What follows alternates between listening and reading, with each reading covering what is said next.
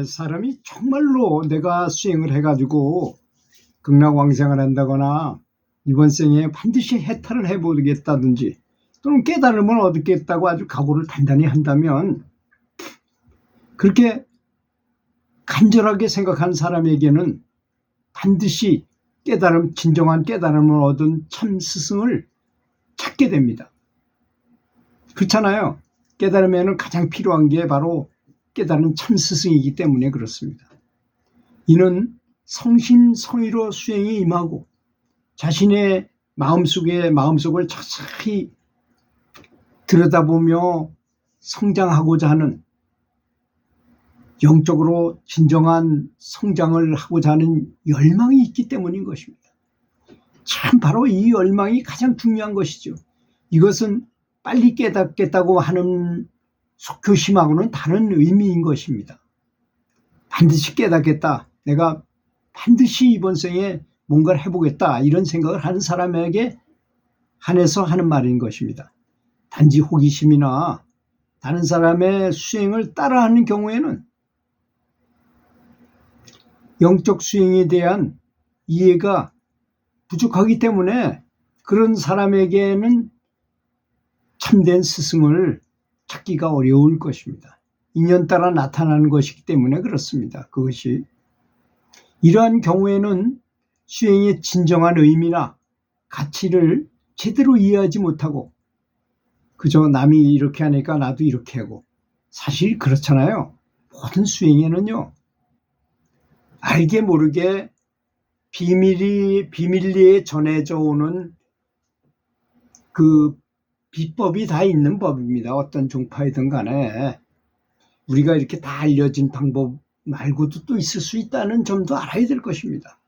또 그런 거는 마음대로 막 이렇게 말할 수 있는 부분도 아닙니다. 제가 아무리 유튜브에다가 이렇게 뭐 여러 가지 좀 상세한 얘기 같이 말을 하지만 여기에는 진정한 진리에 대한 얘기는 단 한 번도 할 수가 없어요. 여기에 할 수 없는 내용, 다 보편타당한 것만 얘기하는 것입니다. 그래서 우리가 찾아야 할 건 진정한 스승을 찾아야 된다는 것입니다. 그래야만 그분이 진리를 깨닫는 정보를 제공해 줄 수, 힌트를 줄 수 있는 거죠, 말하자면. 그래서 중요하다는 것입니다. 근데 어떤 사람이 그저 단순한 모방에 그치기만 하는 그런 수행을 한다면 너무나 허망하잖아요. 이게 얼마나 어이가 없냐면, 원래 방석은 그냥 사람들이 깔고 앉는 방석에 불과한 건데, 이제 스승이 돌아가시고 나서 그 다음 그 다음 제자가 깨닫지 못해서 또 그 제자가 또 밑으로 전해오다 보니까 3대째 갔을 때는 그 방석을 신주모시타를 하더라는 것입니다. 방석은 그냥 앉는 것에 불과한데도 불구하고. 그러니까 뭔가 왜곡된 거죠, 말하자면. 그 가족 오락관이라는 TV 프로가 있었잖아요, 옛날에. 맨 앞에 있는 사람이 귀를 다 막게 하고 다른 소리가 잡소리가 들리게 하고 입모양만 보고 알게끔 해가지고 앞에 있는 사람이 뒤에 있는 사람이 그림을 딱 보여주고 그것에 대해 설명을 하면 그 사람이 또 뒤로 돌아서서 뒤에 있는 사람한테 전해주고 5명을 전한 다음에 답이 뭐냐 그러면 엉뚱한 답이 나오는 거와 마찬가지인 것입니다. 단순한 모방에 그쳤기 때문에 그런 현상이 일어난다는 것입니다. 그러나 그 수행자가 진정으로 수행하고자 결심하고 해탈을 향한 열망을 키운다면 언젠가는 참된 스승을 만나게 됩니다. 그 스승이 어떨 땐 사람일 수도 있고 그냥 어떤 사물에서 나타나는 어떤 현상으로 스승이 될 수도 있고, 그건 참 알 수가 없는 거죠. 어떤 사람은 벼락을 맞아가지고 그 벼락이 스승인 셈이죠, 말하자면. 몸을 관통했는데 다리 부분에 구멍이 뚫리면서 그 전기 기운이 빠져나가는 바람에 깨달음을 얻었는데 몸은 좀 불구자가 된 그런 경우도 있고 한다고 합니다. 그 스승이라는 의미는 반드시 사람일 필요도 없고 사람인 경우가 가장 많지만 그렇지 않은 경우도 있다는 의미의 말씀을 드리는 것입니다. 참된 스승은 수행자의 마음을 이해하고 올바른 방향으로 인도해주며 영적 성장을 돕는 아주 중요한 역할을 하는 분인 것입니다. 예화로 들어보면 역사적으로 유명한 스승과 제자의 관계 중 하나는 우리가 다 알고 있는 부처님 시대에 처음으로 깨달음을 딱 얻고 법륜을 굴리시면서 탁 나타났는데 5명의 제자들이 바로 최초로 이렇게 법을 전해준 사람이죠. 5명의 제자와 함께 법을 전하고 그들을 가르치면서 함께 수행을 했어요. 이 5명의 제자들은 부처님의 가르침을 받아서 깊은 수행을 통해서 깨달음을 이루었고 불교의 초기 교단을 형성하는데 아주 중요한 역할을 했던 분들이었습니다. 또 다른 예화로는 중국의 유명한 선승인 육조 해능 선사와 그의 제자들에 대한 이야기를 들 수가 있을 것입니다. 해능은 6대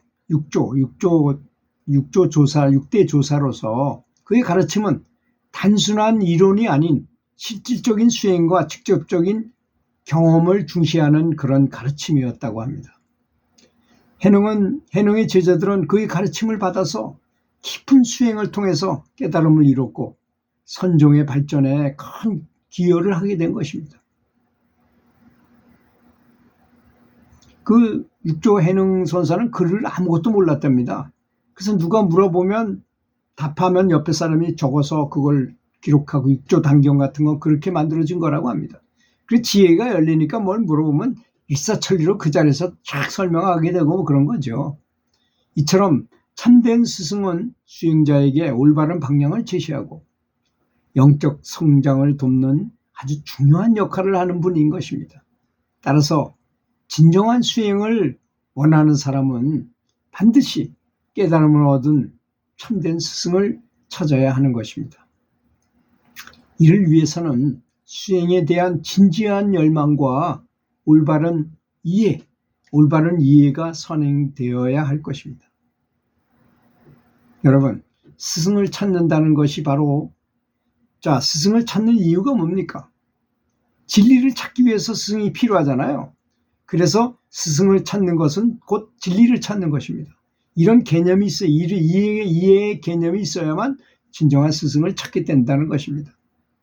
깨달음을 얻은 스승 품에 안겨서 그분이 지시하는 대로. 근데 어떤 경우는 또 이런 경우도 있어요. 스승이 달을 가르쳤어. 근데 달을 봐야 되잖아요, 그러면. 근데 스승의 손가락 끝만 바라보고 있어요, 사람들은.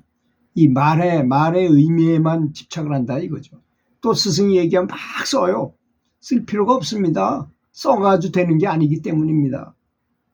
이해가 필요한 것이라는 것입니다. 깨우침은 이해가 필요한 것입니다. 이해를 해야 된다는 것입니다. 그리고 수행을 해야 되는 것입니다. 학과 습을 동시에 하라는 것입니다.